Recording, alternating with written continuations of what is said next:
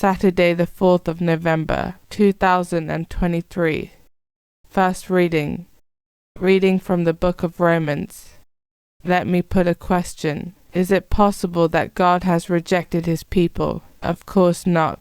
I, an Israelite, descended from Abraham through the tribe of Benjamin, could never agree that God had rejected his people, the people he chose specially long ago. Do you remember what scripture says of Elijah, how he complained to God about Israel's behaviour? Let me put another question then. Have the Jews fallen forever, or have they just stumbled? Obviously they have not fallen forever. Their fall, though, has saved the pagans in a way the Jews may now well emulate. Think of the extent to which the world, the pagan world, has benefited from their fall and defection. Then think how much more it will benefit from the conversion of them all. There is a hidden reason for all this, brothers, of which I do not want you to be ignorant, in case you think you know more than you do. One section of Israel has become blind, but this will last only until the whole pagan world has entered, and then after this the rest of Israel will be saved as well. As scripture says, the liberator will come from Zion, he will banish godlessness from Jacob.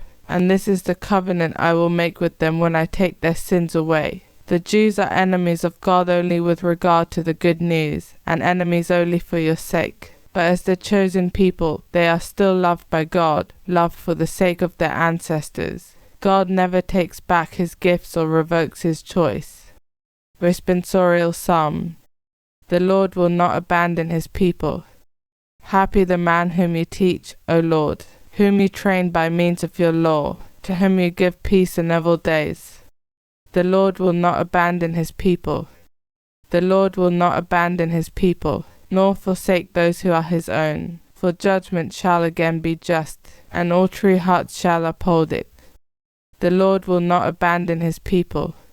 If the Lord were not to help me, I would soon go down into the silence. When I think, I have lost my foothold, your mercy, Lord, holds me up. The Lord will not abandon his people. Gospel acclamation. Alleluia, alleluia. Let the message of Christ, in all its richness, find a home with you. Through him give thanks to God the Father. Alleluia. Gospel. Reading from the book of Luke.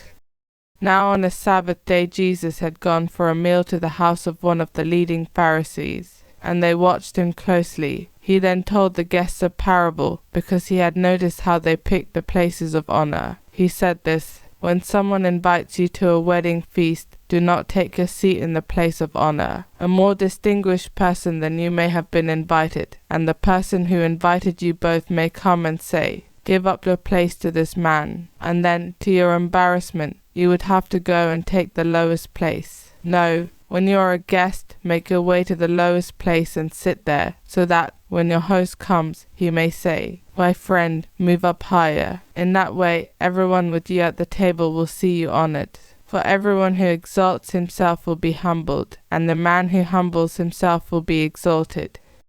Gospel of the Lord.